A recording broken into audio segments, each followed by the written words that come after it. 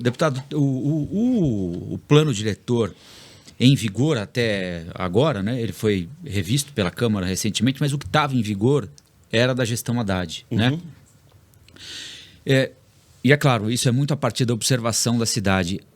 A proposta do plano, né, em tese, era boa. Você pegar o sujeito que está lá no fundão da Zona Sul, da Zona Norte, da Zona Leste e trazer para perto do corredor de ônibus, da estação de metrô e tudo mais. Mas também a partir da observação, se eu passar perto da estação Brooklyn, estação Campo Belo, passar no corredor da Rebouças, às vezes no corredor da Santo Amaro aqui, você vai ver que as construções não são exatamente para esse perfil de consumidor, né? Como é que faz para trazer essa gente mais para perto do... para não ter de parar lá na estrada de Iguatemi, o senhor lembrou agora, né? Acho que foi um dos lugares mais distantes que eu já fui na vida, inaugurar uma AMA na estrada, acompanhar como jornalista, né? Não faz sentido, né? A pessoa morar lá, não por nada, a não ser pela distância da vida, né? Do emprego. É muito mais lógico a pessoa estar aqui do que o Estado ir para lá, fazer creche, fazer posto de saúde e tudo mais. Tem jeito de dar um jeito nisso? Rafael, hoje as grandes cidades globais estão discutindo esse tema, que é a redução de distâncias. Isso tem sido assim, um tema-chave. Eu estou indo agora, mês que vem, para uma reunião com o Núcleo de Estudos Urbanos de Harvard e me reuni com a prefeita de Boston e o prefeito de Chicago, nos Estados Unidos, que tem desenvolvido isso. Surgiu com a Anne Hidalgo, prefeita de Paris, ainda a prefeita, que ela criou um programa chamado Paris 15 Minutos, que a meta era reduzir os deslocamentos médios na cidade a 15 minutos. Sim. O que significava isso? Você criar condições mais adequadas de moradia nas regiões onde tem infraestrutura, que era a ideia do plano diretor aqui de São Paulo, e ao mesmo tempo você levar oferta de emprego, infraestrutura e serviços públicos lá para a estrada do Iguatemi, para as regiões periféricas.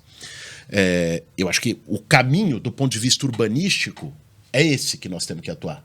Você pegar hoje São Paulo, eu estava vendo um dado esses dias, não é só que os mais pobres estão concentrados nas periferias. A oferta de emprego está concentrada no centro expandido. Sim. Então, na Barra Funda, você tem 400 postos de trabalho para cada 100 moradores. Na cidade de Tiradentes, logo depois do Iguatemi, você tem 8 postos de trabalho para cada 100 moradores. Então, é lógico que o que vai acontecer é a romaria todos os dias das periferias para o centro e as pessoas 2 horas dentro do ônibus lotado, um congestionamento danado, emissão de poluição, né? Emissão de carbono, mais insustentabilidade na cidade, com as distâncias longas. Então, o debate urbanístico mundial hoje que São Paulo está passando totalmente ao largo é a redução de distâncias. Quando o Haddad propôs o plano, eu participei muito na época, como movimento social, do debate do plano dele, com o Nabil Bonduki, que era vereador e foi o relator do plano diretor. A ideia dos eixos estruturantes era justamente essa que você mencionou. Então, vamos primeiro estimular o transporte público. Então, como que você estimula o transporte público? Você vai permitir uma verticalização maior pelo plano diretor. Então, ali onde uma região que só permitia prédios de 15 andares, você vai permitir de 30, por exemplo. Mas se tiver do lado da estação de metrô. Né? E mais, reduzindo vaga de garagem. Então, ou seja, você vai estimular que a pessoa tenha menos automóvel e use o transporte público. O metrô e, com uma distância um pouquinho maior, os corredores de ônibus. Então, se criou esses eixos e com a obrigatoriedade de que uma parte fosse para habitação de interesse social. Isso não aconteceu de forma completa. Mas a intenção era perfeita, boa. Mas é justamente para fazer esses ajustes que existe um momento de revisão do plano. Que foi agora. Que foi o que a gente viveu agora. Então, o que deveria se fazer agora? Falar, opa, vamos fortalecer mais a habitação de interesse social aqui. Por quê? Porque você vai tirar mais pessoas da periferia para regiões mais próximas dos postos de trabalho. E, mais que isso, vamos também, talvez, se os bairros viraram, como tem virado em São Paulo, um canteiro de obras, é impressionante. Né?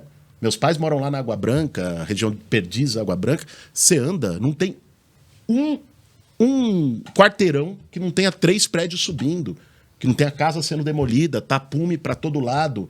Isso significa piora na qualidade de vida também de quem mora no centro expandido, que é todo dia lá o caminhão de cimento cedo, um monte de caminhão, aquela coisa, poeira, o barulho, a poluição sonora. É muito ruim. Então, talvez reduzir esses eixos. Né? Isso é que a revisão deveria fazer. O que a revisão fez sob o comando do Ricardo Nunes e dos vereadores da base dele. O contrário. A revisão não definiu habitação de interesse social de maneira adequada. Queria, se não fosse a denúncia que foi feita, teria feito acabar com o Fundurb, que é o Fundo de Desenvolvimento Urbano, que recolhia a outorga onerosa, que é o recurso que o empreendedor tem que pagar a mais para poder construir uma verticalização maior. Hoje tem que ir para regularização fundiária, urbanização e construção de moradia popular. Eles queriam botar isso para recapeamento de rua, né? Sendo que a prefeitura caixa tá de monte para recapeamento de rua, e ainda ampliaram o eixo para permitir que esse tipo de coisa que está acontecendo nos bairros aconteça em praticamente todo o centro expandido, mesmo onde o plano diretor ainda impedia. Chegou ao ponto, aí a gente vê o nível de esquema, de um vereador da base do prefeito, acho que vocês viram isso, foi um escândalo, dizer que as grandes construtoras tinham que compensar o prefeito, que ele estava fazendo um desgaste político para elas ganharem e financiar a campanha deles. Porra, em São Paulo, acontecer um negócio desse é triste, né?